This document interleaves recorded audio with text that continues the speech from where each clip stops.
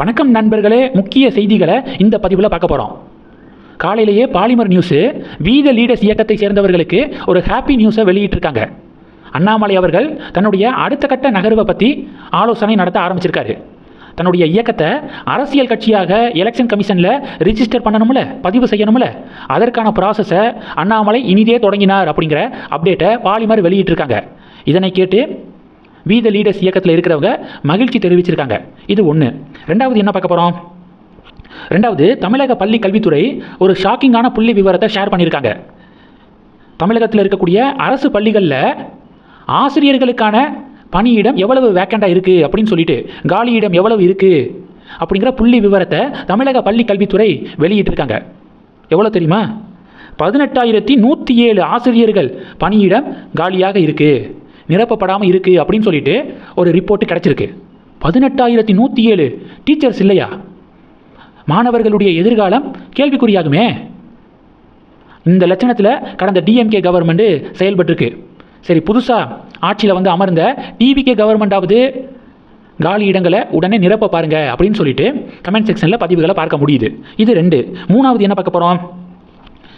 இங்கிலாந்தில் பிரதமர் Keir Starmer தன்னுடைய பதவியை ராஜினாமா பண்ணியிருக்காரு. இத்தனைக்கும் 2024 அவருடைய லேபர் பார்ட்டி லேண்ட்ஸ்லைடு விக்டரி 411 சீட்ஸை ஜெயிச்சிருந்தாங்க. பிறகு எதுக்காக ரிசைன் பண்ணுறாரு? பார்ட்டியில் இருக்கக்கூடிய முக்கிய புள்ளிகள் உங்களுடைய பெர்ஃபார்மன்ஸு சரியில்லை, அண்டர் பெர்ஃபார்ம் பண்ணுறீங்க, இங்கே ரிசைன் பண்ணிடுங்க, அப்போ தான் கட்சிக்கு நல்ல பேர் கிடைக்கும், அடுத்த தேர்தலில் வெற்றி பெற சான்ஸ் இருக்குது அப்படின்னு சொல்லிட்டு பார்ட்டியில் இருக்கக்கூடிய முக்கியஸ்தர்கள் சொன்னதின் அடிப்படையில் தன்னுடைய பதவியை ரிசைன் பண்ணியிருக்காரு. கடந்த 12 வருஷத்தில் இந்த கெய்ர் ஸ்டார்மரோட 6 பிரைம் மினிஸ்டர்ஸ் மாறி இருக்காங்க. இந்த பக்கத்து நம்ம நாட்டில் லாஸ்ட் 12 இயர்ஸாக ஒரே தலைவன் மோடி 12 வருஷமாக தொடர்ந்து பிஎம்மாக இருக்கார். ஆனால் அந்த பக்கம் இங்கிலாந்தில் 12 வருஷத்தில் 6 பிரதமர்கள் மாறி இருக்காங்க அப்படிங்கிறது குறிப்பிடத்தக்கது. இது 3. நாலாவது என்ன பார்க்க போகிறோம்? வெஸ்ட் பெங்கால் எலெக்ஷன் ரிசல்ட்டுக்கு பிறகு திரிணாமுல் காங்கிரஸ் கட்சியில் மிகப்பெரிய பிளவு ஒன்று ஏற்பட்டிருக்கு.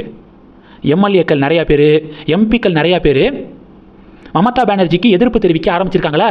இந்த சூழலில் மமதா பானர்ஜி மேலே அதிருப்தியில் இருக்கக்கூடிய அதிருப்தி குழு சமீபத்தில் ஒரு ஆலோசனை கூட்டத்தை நடத்தி என்ன முடிவு எடுத்திருக்காங்கன்னா, தலைவர் பொறுப்பிலிருந்து மமதா பானர்ஜியை நாங்கள் நீக்கிறோம், திரிணாமுல் காங்கிரஸ் கட்சியுடைய புதிய தலைவராக அருப்பு ராயை நாங்கள் செலக்ட் பண்ணுறோம் அப்படின்னு சொல்லிட்டு அதிருப்தி குழு இப்போது அறிவிச்சிருக்காங்க.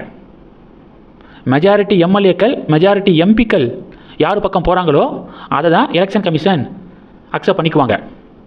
அப்படி தானே உத்தவ் தாக்கரேவுடைய சிவசேனா ஏக்நாத் சிண்டே தரப்புக்கு ஷிஃப்ட் ஆனிச்சு. அதனால் அதிருப்தி குழு கைதான் இப்போதைய நிலைக்கு ஓங்கி இருக்கிற மாதிரி தெரியுது. பார்க்கலாம் என்ன நடக்க போகுதுங்கிறத. ஆக மொத்தம் இப்போ அதிருப்தி குழு மமதா பானர்ஜியை தலைவர் பொறுப்பிலிருந்து நீக்கியிருக்காங்க, புதிய தலைவரை இப்போ அறிவிச்சிருக்காங்க. இது வெஸ்ட் பெங்கால் பாலிடிக்ஸில் பரபரப்பை ஏற்படுத்தியிருக்கு. இந்த செய்திகள் எல்லாத்தையும் பற்றி உங்களுடைய பார்வைகளை மறக்காமல் கமெண்ட் பண்ணுங்கள். தொடர்ந்து கணக்கில் இருங்க. அடுத்தடுத்து நிறையா பதிவுகளை பார்க்க போகிறோம். நன்றி. ஜெய் ஹிந்த்.